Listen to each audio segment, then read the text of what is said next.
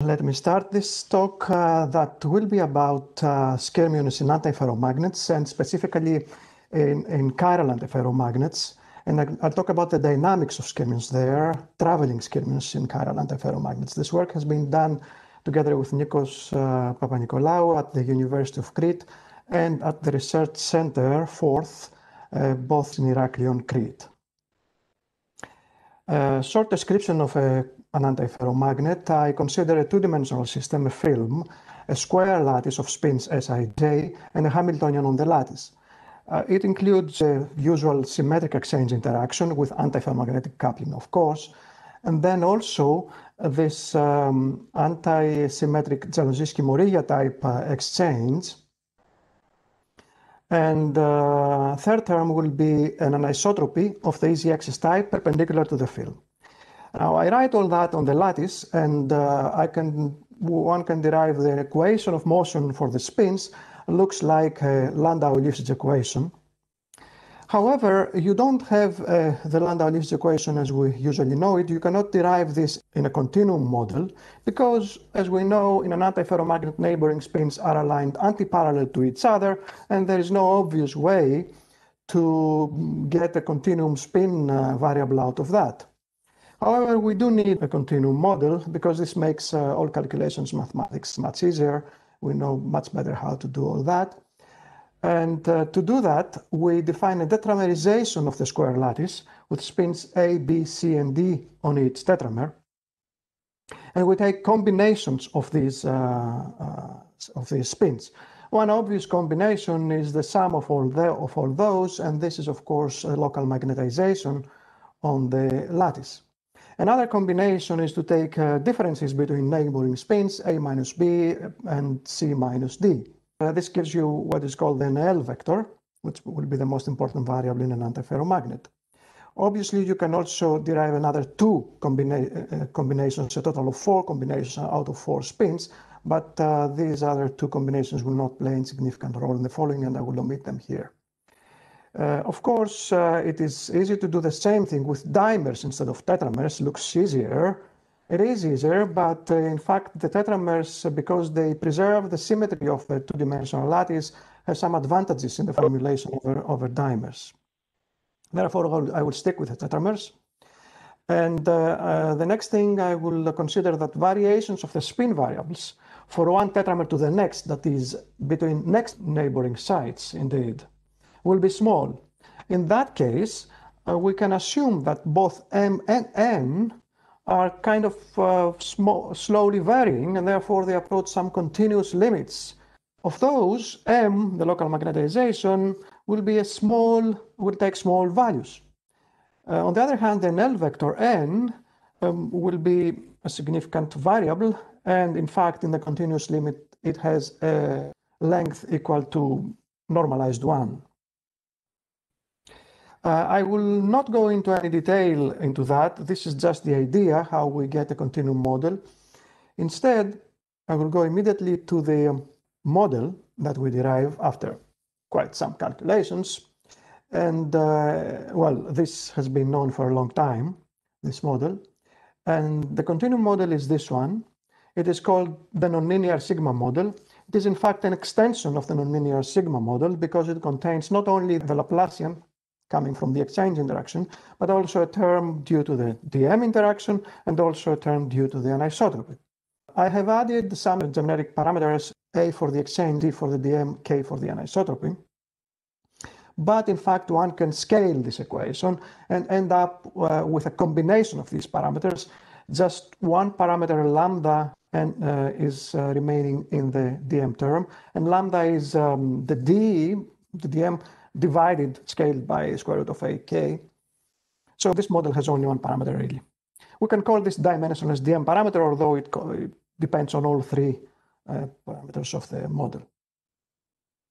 The first thing that one could mention immediately in that sigma model is if you take the time-independent version of it, that is, forget for a moment the m double dot, the second time derivative which appears here,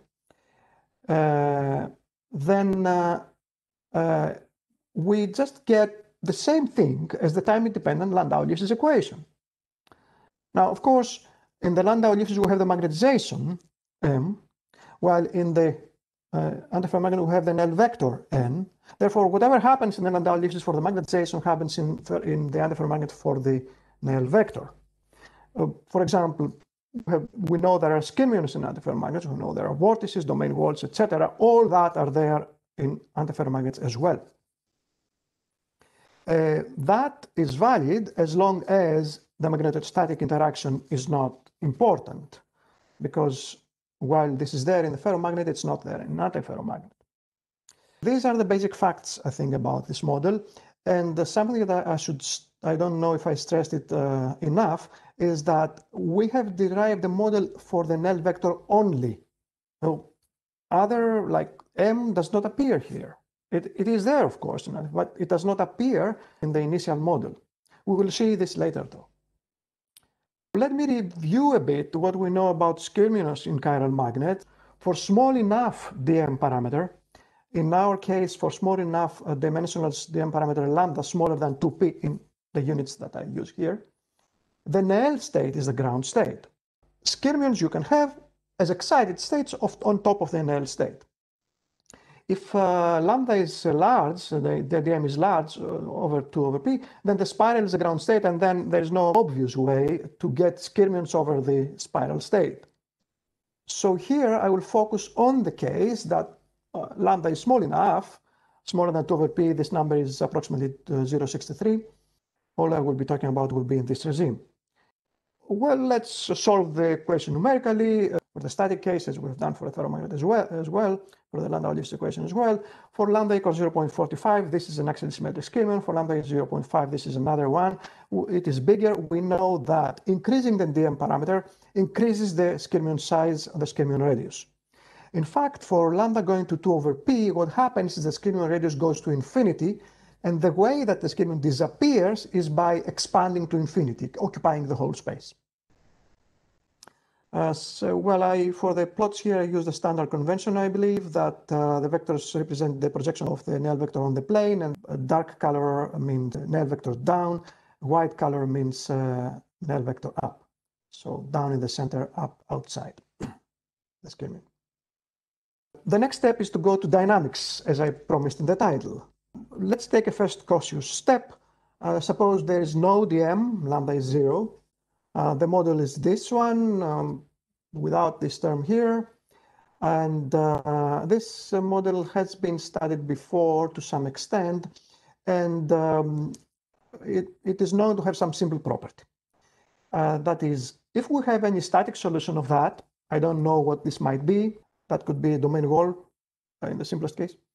Then one can immediately obtain a propagating solution by applying what is called a Lorentz transformation. That is, you take the x minus vt, but divided by square root of 1 minus v squared. This is a Lorentz transformation, and that's a solution as well of the model, a propagating solution, as long as the velocity is smaller than 1. It can go from 0 up to 1. 1 here means the spin wave velocity in this model. It is scaled. So that's very good. So we can have immediately propagating solutions. This is without any force. This is a solitary wave. All right. Now, this is immediately in stark contrast to the ferromagnetic skyrmions that you cannot get that in a ferromagnet. There's no such transformation. There's no way, actually, you can prove there's no way to get a propagating skyrmion just like that. Another thing that is good to notice in the detail is that as this object is propagating, for example, skyrmion is propagating, it is contracted in the direction of propagation because of this factor 1 minus v squared in the denominator. This is a well-known phenomenon from relativity that we did as students at the university, for example. So there's this so-called Lorentz contraction for propagating objects. We are not satisfied with that, but we want to go to get something more general than that. For example, what happens when you have the dm interaction there? Let me go now to some general comparison between ferromagnetic dynamics and antiferromagnetic dynamics. I consider some general soliton in propagating with velocity v, for example. I assume something propagating velocity v. Okay, what happens? I go in a ferromagnet, and I take the Landau-Lifshitz equation written here, in its very general form, without damping, but otherwise in a very general form. You can have whatever interaction you wish in this effective field. And I assume we will have something with skyrmion number Q. I do some relatively simple manipulations, and I can derive, one can find that the velocity times the skyrmion number should be 0, no matter what. That links dynamics, velocity, and topology, the skyrmion number. And it tells you that as long as topology is non-trivial, Q is non-zero, then the velocity has to be 0. That's a very generic result for a ferromagnet. I stress this is the conservative Landau-Lewis equation, okay? I mean, we know there are many other variations of that, damping, spin torques. No, they're not in this. I'm not discussing those here. I'm not discussing the full generality, of course. But I want to make now the comparison with the antiferromagnetic case. In the antiferromagnet, I have the sigma model. I already saw that. Oh, I'm missing an equal to 0 here. And I do exactly the same manipulation, say, as I would do for the Landau-Lewis equation up here. And I end up with just a trivial fact. Therefore, the conclusion is that the skyrmion number is not linked to the dynamics in antiferromagnet, in contrast to what one can easily find for a ferromagnet. At least not the skyrmion number that we know, the standard one. Further than that, I can say that skyrmion propagation, which was not possible in a ferromagnet, is now not excluded in the sigma model for an antiferromagnet, whether there is or there is not a DM interaction. And the final detail is that the shape of the traveling skyrmions is not known a priori, because there is no easy transformation, Lorentz transformation, something. We don't know what happens. So there are 3 notes in this page, and they leave a lot of possibilities open.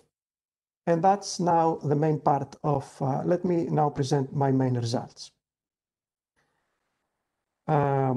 Since it is conceivable, not forbidden, to have propagating skyrmions in another ferromagnet, I just assume I have one. And I say, all right, let me have an n of x minus vt.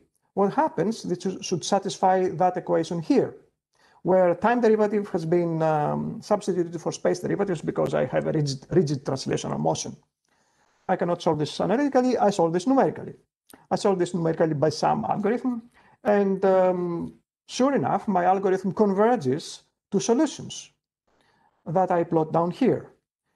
If the velocity is 0, I have the skyrmion, the static skyrmion, axially symmetric static skyrmion that I already know.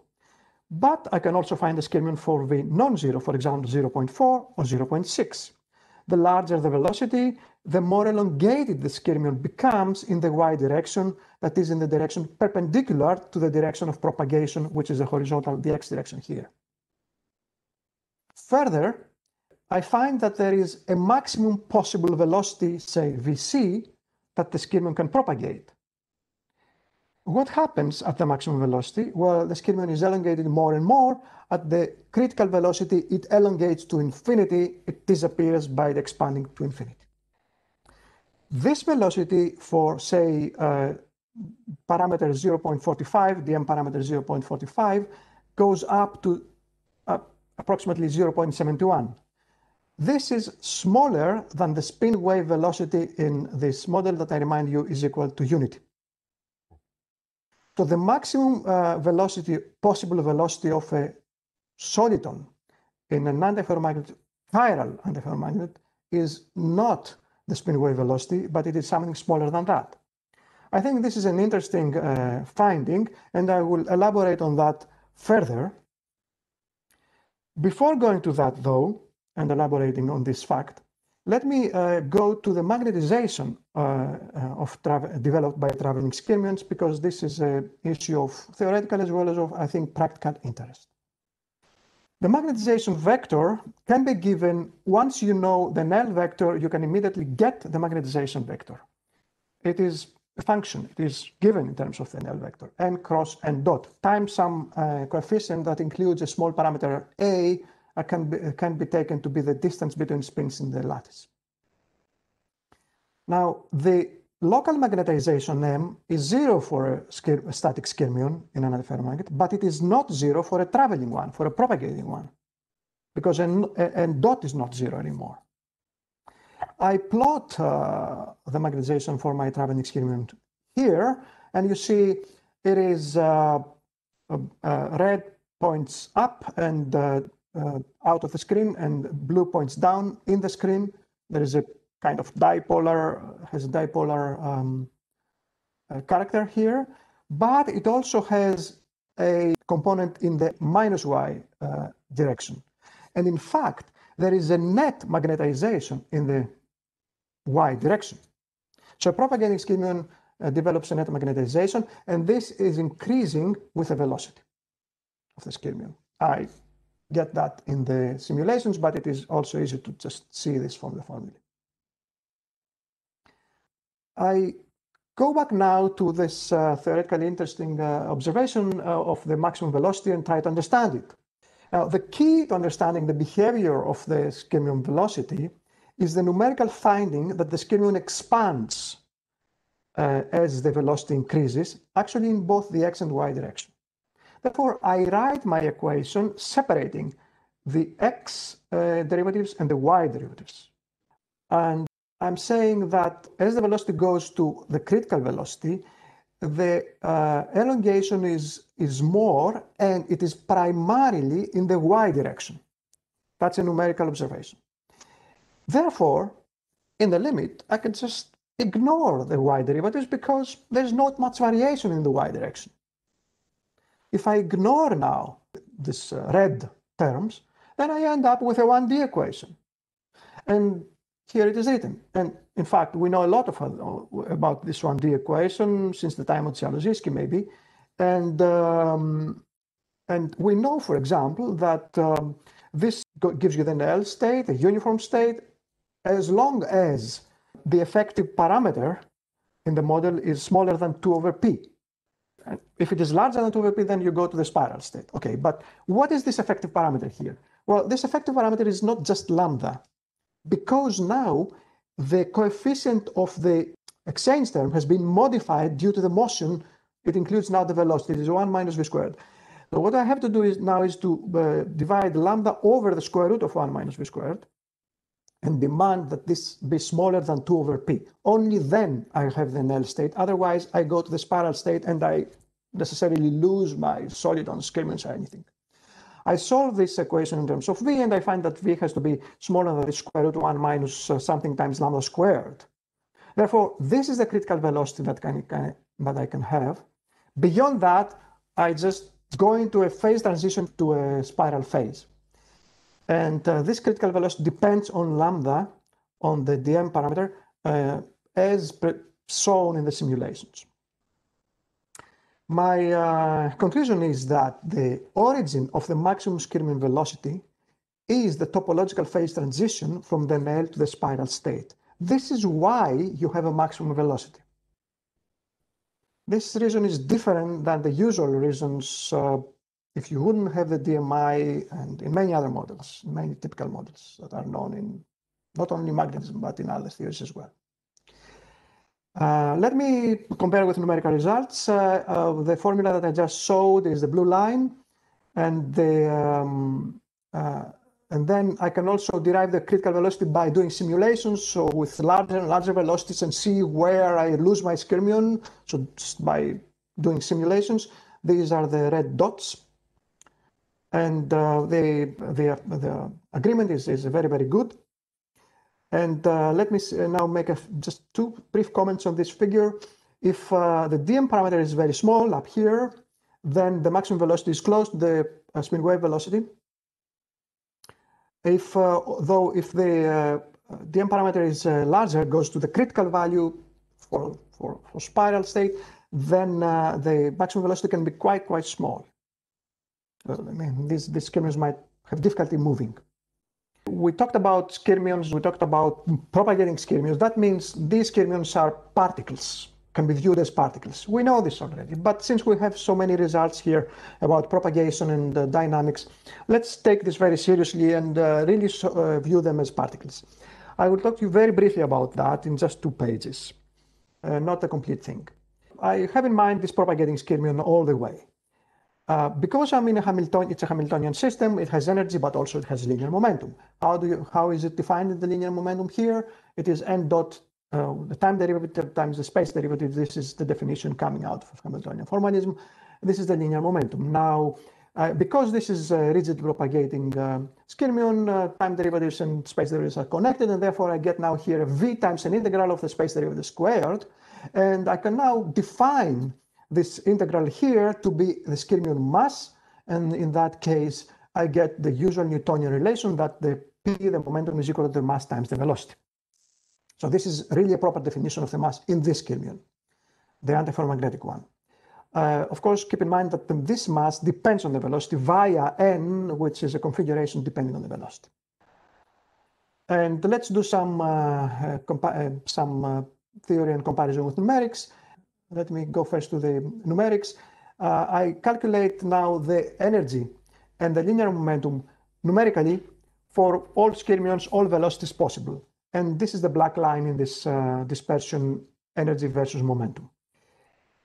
Now, analytically, I can find that the energy should be equal to some E naught, some rest energy, plus the p squared over 2 m naught, where m naught is the rest mass, that is the mass calculated for the static skyrmion.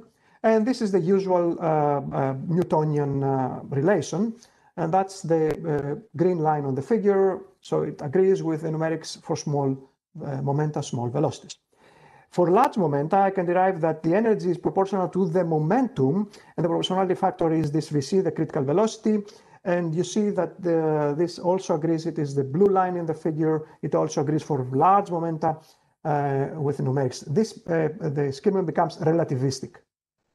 Here we have a little twist, a little detail that is interesting, that this energy is Vc times p plus some constant, which depends on the DMI. That is, there is some kind of extra energy there, which is not not present in the usual relativity theory. Okay, usual relativistic theories. So that comes about because of the DM interaction. Let me come to the conclusions. I talked about the dynamics of topological solidons in antiferromagnets, and I stressed that this is quite different than what we already know and we're used to for the ferromagnetic counterparts. In particular, the main thing is that traveling topological solidons are possible, exist in antiferromagnets. And an interesting detail is that the antiferromagnetic skyrmions develop a non-zero net magnetization. Then there are a couple of interesting findings that there is a maximum velocity for the skyrmions depends on the DM parameter, and this we can track down to the topological phase transition from the Nanelli to the spiral phase. And then skyrmions have a particle-like Newtonian character in antiferromagnets. And the DMI obviously plays a quite interesting and subtle role sometimes, introducing constants that are not there in typical other theories. Thank you very much for your attention.